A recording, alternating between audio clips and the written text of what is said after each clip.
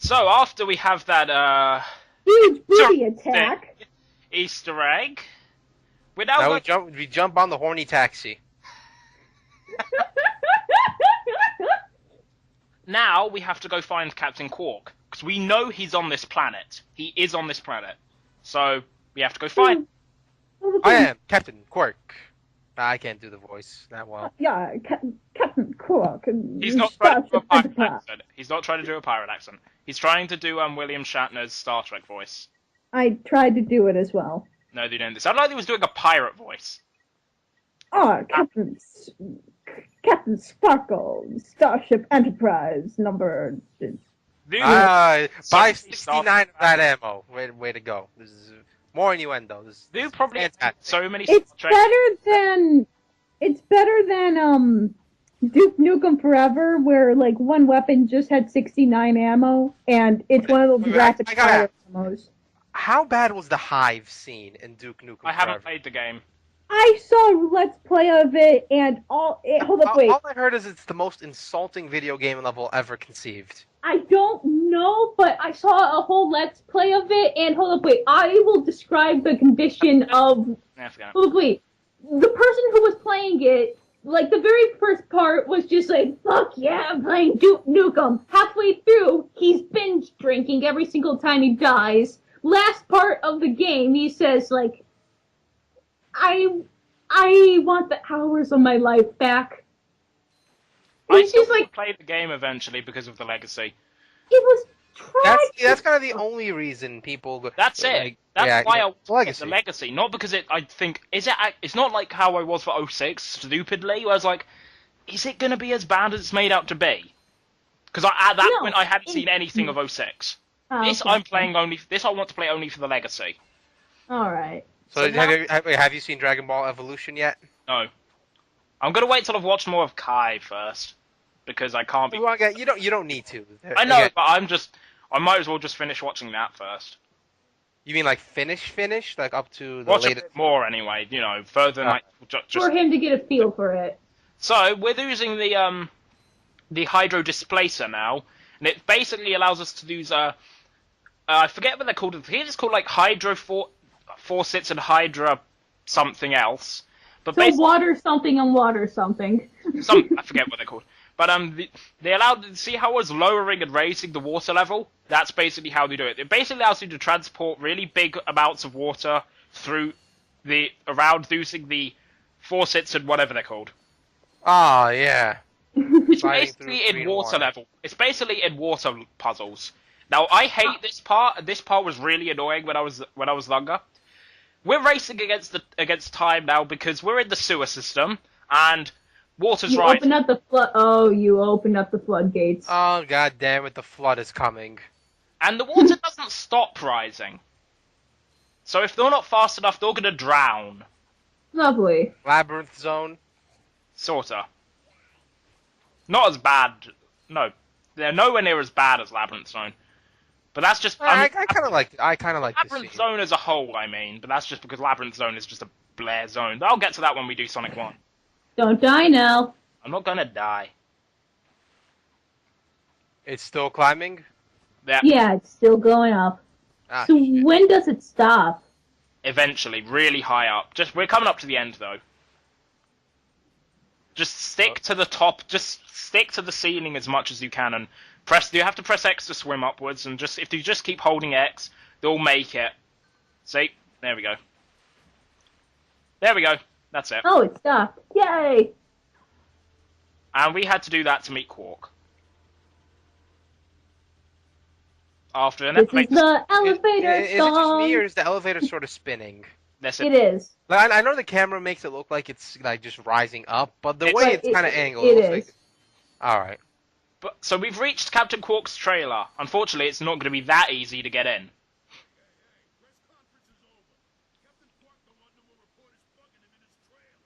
You hear me, dog?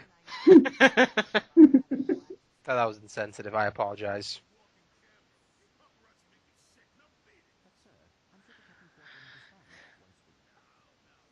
So basically, we have to pay this. Did they say now or no? No. Look, there's subtitles right there.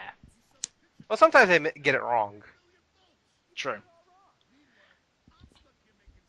So we have to pay this guy to get in. 6 bolts an hour? You Yep. can get more from the crates. Exactly. Mm-hmm. Pay him $4,000. And now we're gonna meet Quark. Okay, wait. So for 4,000 bolts, we could theoretically get 1 million. Yep. Oh, so we found him. Yes. Quark is a great character. I love the character for Quark, especially in the later games where he becomes a bit more of an idiot. Isn't he already an idiot? In this game, he doesn't actually come across as an idiot. He just comes across as a bit useless. I would consider it more... He's an actor, right? Well, yes. He actually was a hero, but he sort of just became one of those types of heroes who just...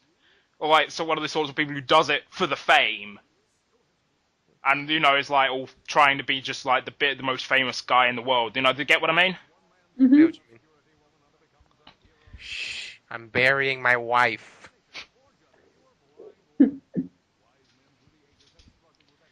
But in later games, they really make him like a full-on idiot. That is one big finger, I'm sorry.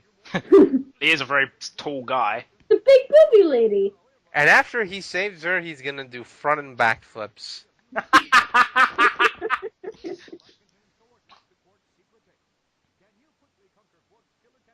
Mom. What? Quirky Quick. This is the infobot for Planet Umbris.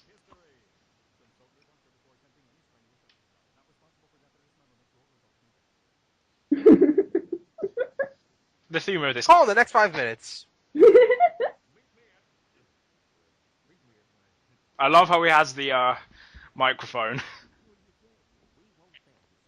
So, now we're off to Planet Umbris, Quark's headquarters. Why do we have to go there? So we have to basically complete an incredibly dangerous death course in order to prove ourselves. The path of death! Oh, wait, it's harder than the path of death. The path of death? That's really? something in Ratchet 3. Yeah.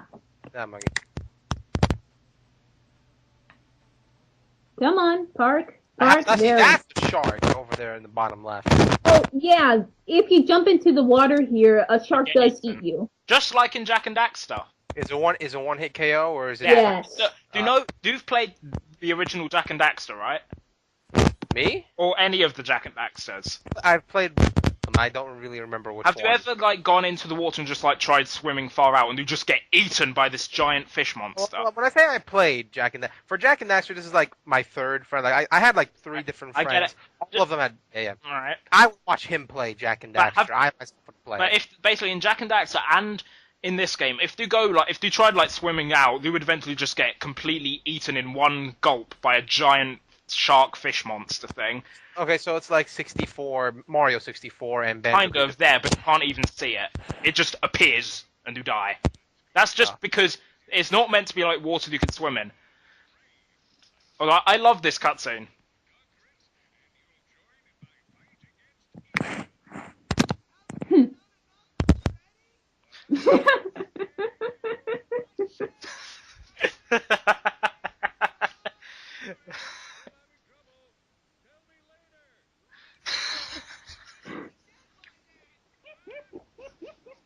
Don't worry, Ultra's playing. You'll be fine. I love that scene so much.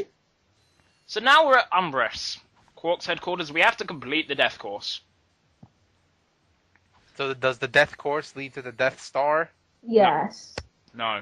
Is this the Stormtrooper exercise? Yes. Past this, you get to go to the Death Star? Yes. No, because we all know how inaccurate the Stormtroopers are. They wouldn't even stand a chance of clearing even the first part. That's why they lowered their requirements. What's that robot over there that's just puking out explosions? Which is pretty awesome. They have to take it out at range. So Blaster for the win. Yay. This course doesn't seem that hard. It's not hard. It's harder than the Path of Death there, but that's because the Path of Death is on the first level in Ratchet 3. it's more of like obstacle challenges. Yeah, it's one of them. There's a lot of enemies there though. On this one. It's also longer than that part in Ratchet 3. What's shooting invincible bullets? The turret that I took out. Oh. That turret is indestructible. It will just hide if you shoot it. Huh. And that's a bomb? That's a mine there. Bomb? They're basically just like the mine glove. It's mines except bigger, and they hate to do instead of enemies. Flamethrower! Alright, there we go. The mines are really pathetic though, as you saw.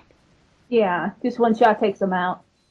This is a really pathetic... Wait, they're mines. What do you expect them to do? Exactly. Blow up, like, actually do their job correctly. Right. There's like that one argument in episode 2, those weird obstacles. They're obstacles. What else do you want them to do? Need more of a hassle to get past, so that it actually feels like a reward. Well, okay. There's obstacles, and then there's good obstacles, and then there's obstacles just meant to get in your way. Good obstacles. Well, you didn't say. You want, like, the way you were implying it before, it's like you wanted it to be the final boss of a plot twist or something. Right. This part teaches you about these switches. In order to open the door ahead, you have to activate all 3 within the time limit after stepping on one. I can tell how they're gonna abuse this gimmick.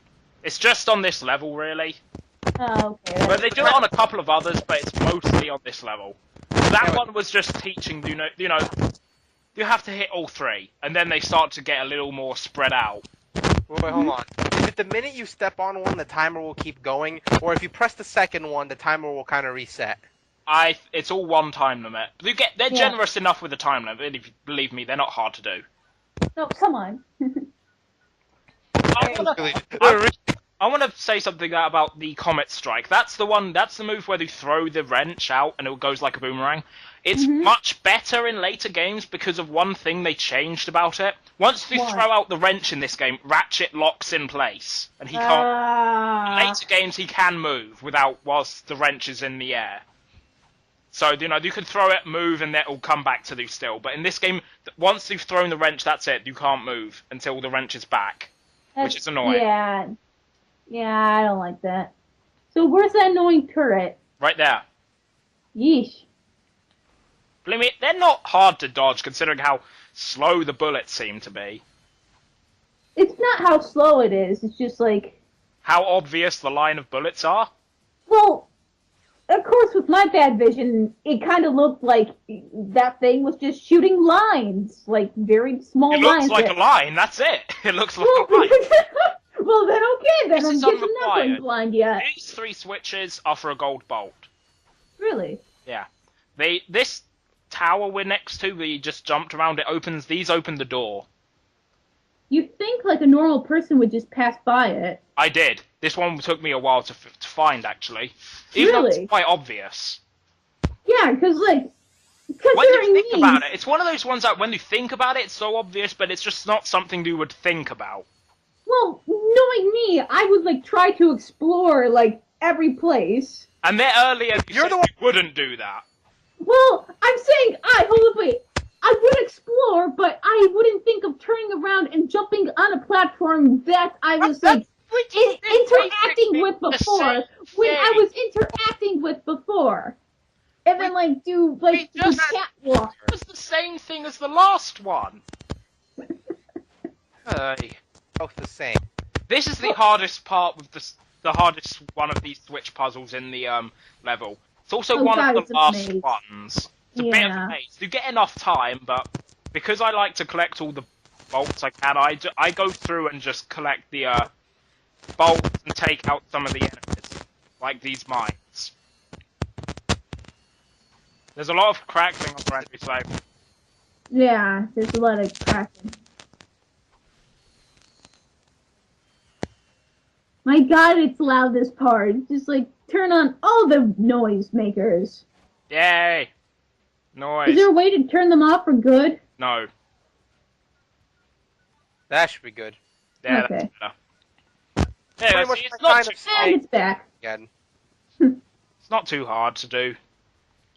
In fact, that's like that's the last real puzzle-like one in the level. Well, one where it's a puzzle, trying to find all of the switches. So there's more switches here, but you can already see all of them, sort of. It's just a matter of eliminating everything, then hitting them all. Glorious bolts. Yep. I just noticed so awesome about the bolt collection noise, I swear. It's rewarding. No, it's more so when you get a bunch of them. Yeah, that's what I mean when you get a bunch God, yeah, definitely. It's just like, oh my god, that sound, especially when you get, like, massive amounts. Like, there's one point later where you will get so many, because there's so many boxes in one area, and the sound is just... God, refreshing. That's how coins should feel when you pick them up. But they don't, because they're like whores now. No. The one bad game that does your coin pickups terrible is Bubsy 3D. Well, I was more referring to like the Mario coins. Like No. Those definitely feel great picking up a bunch of them. Yeah, but have you ever played Super Mario World? When you get to those, yeah, exactly. No, they feel extremely like satisfying to just run through. Also, you know what I'm talking about, definitely, right? Like Yellow Switch Palace. Yeah, the Yellow Switch Palace, where there's basically a whole bunch of coins, and you're basically running. You're like, yeah, boy!